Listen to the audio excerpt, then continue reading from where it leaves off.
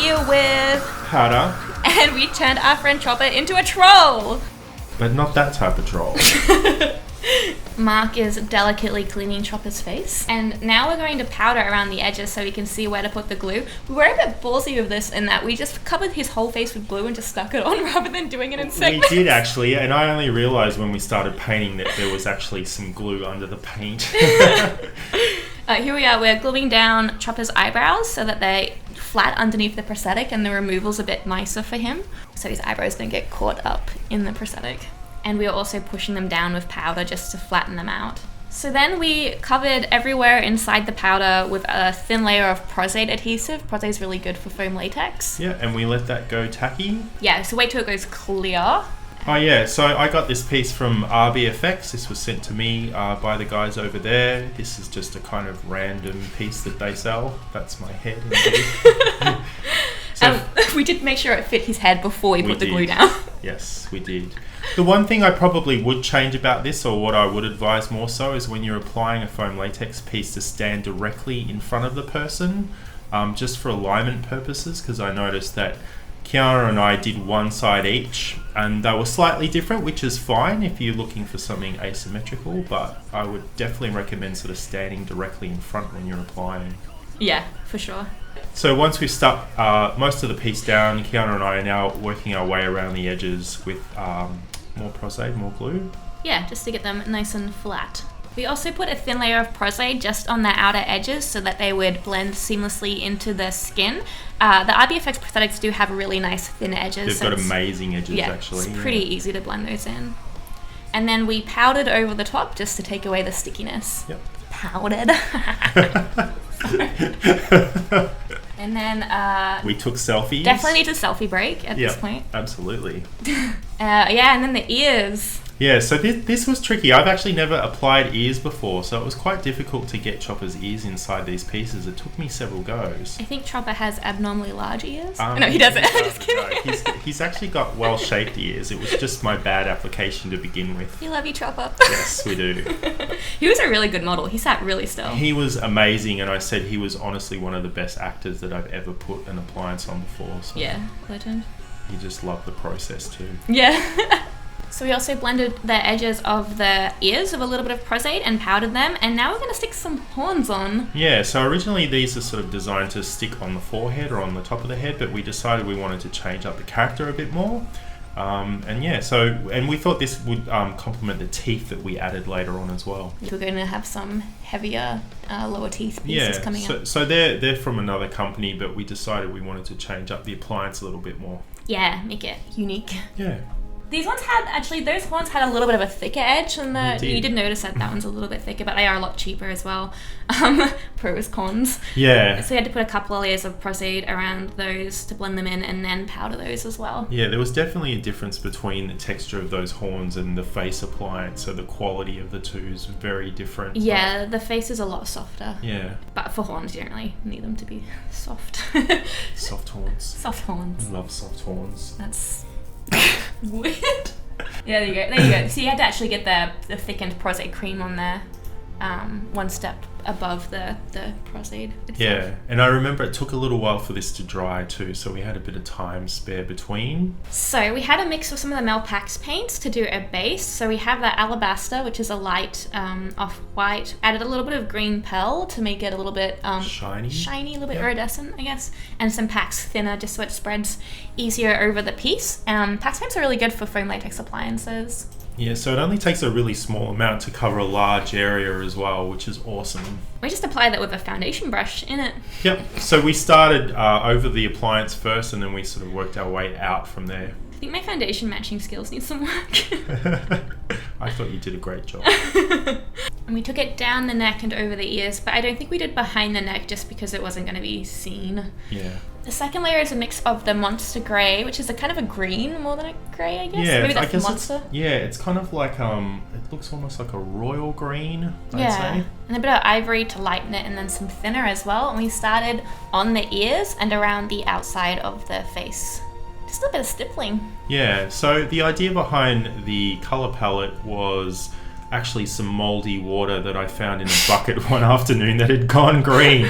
But I just love the pattern. It was a white bucket and it had sort of dark green and browns around the edges. So that was actually what inspired this colour palette for this look.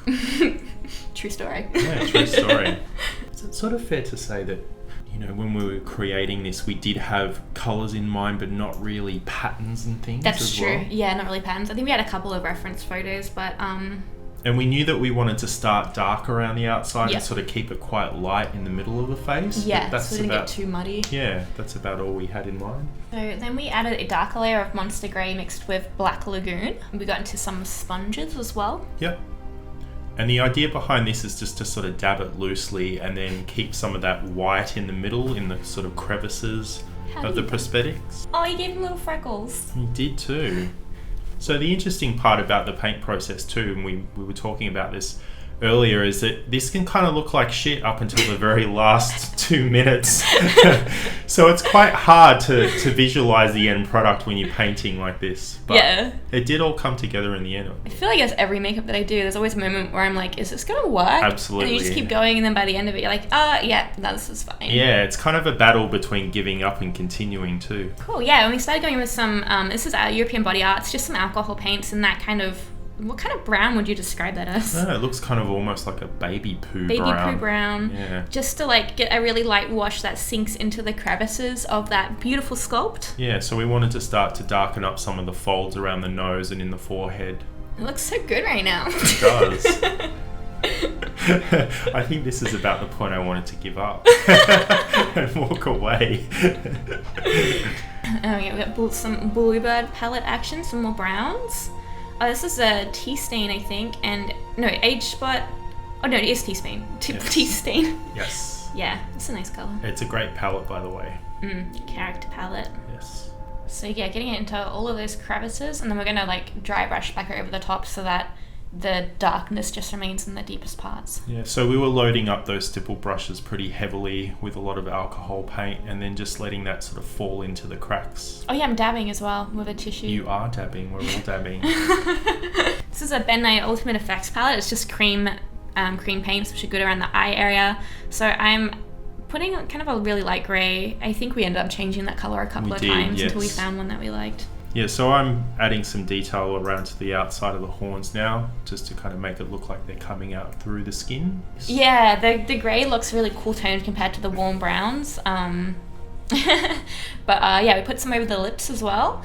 And I am going in with, I think, a little bit of alcohol paints, like not on the eyelids, but close to, just like a light amount of that same brown tone. Yeah, and the other thing we did too was just always go back to using stippling brushes as well. So we want to keep the kind of patterning quite random as well, so stipple brushes allow that to happen. Yeah, the Bdellium ones are good. Yeah. Yeah, so I held my phone above just with the flashlight on, and that gives you a really, really good idea of where the shadows fall, and we wanted to accentuate those more with darker tones, so that's a great way to get shadow. I think we're adding more creams here. I think maybe more greens? Yeah, so this is, I think, the point where we started to darken up the eyes a bit more. We decided that it was sort of too white and too cool looking. So. Yeah. And then you have a tiny brush now that you're getting into. Yeah, so I'm going in now with a detail brush and just really, really darkening up those creases around the nose. And I'm doing the opposite. I'm lightening them with a bit of dry brushing, some more PAX paint, just like really lightly dry brushing over the top, so it doesn't go into the folds, but it does like lift up those highlight areas. Wait, absolutely. Does that make sense? Highlight those lifted up areas. Yeah. So one really good tip to do too, if you can afford the time, is step away from the painting for a little while and then come back to it, and you'll start seeing things that you've missed previously. So we decided that we'd gone a bit too heavy and a bit too dark in the middle of the face. So Kiana's going back in now and adding some highlights. Yeah, this is actually where it started to kind of come together a bit more. Yeah, it did. And then this is another Bluebird palette, the Pale Skin palette. I think I'm just spattering some lighter tones over everything, so the spatter kind of breaks it up and gently lightens it. And you're doing inside his ears. Yeah, so I'm going in and just darkening the inside of his ears too. So one thing that we had actually forgotten was to colour the inside, so I'm going in with some cream paints. Yeah, and I'm going to grab a couple of the greens from the European Body Art palette and spatter on some greens around the outside of the face as well. I think I'm going back in and just darkening the eye colour a little bit more. Yeah, which helps. I got a sponge and a little bit more light alcohol paints. Just patting that over the top again. pop out those areas. And Mark is darkening. The inside of Choppa's nostrils. And I probably would have been squirming if that was happening to me right now. Yeah, he's so zen. But he was the best model ever.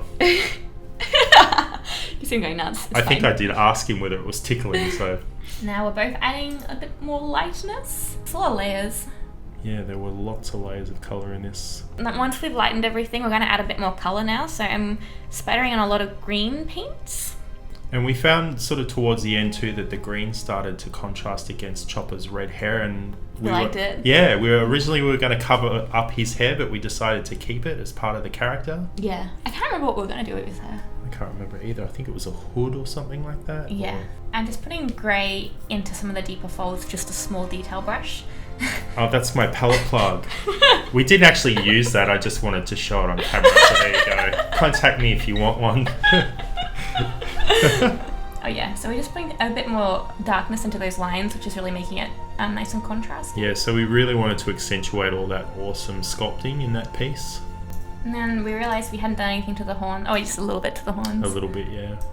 So we're darkening around the base of the horns with some blacks and browns and going into those crevices and darkening them. And then we added a little bit of blood around the edges of the horns. Yeah, just a little bit of dry blood. It didn't actually look too much like blood. It was just to sort of add some depth to those edges. And we put in these teeth. We just used the lower teeth for this. We didn't need upper teeth. Yeah. And the contact lenses, and that really just brought it all together. Absolutely. The teeth, teeth definitely complemented those horns sticking out of the cheeks too. Yeah.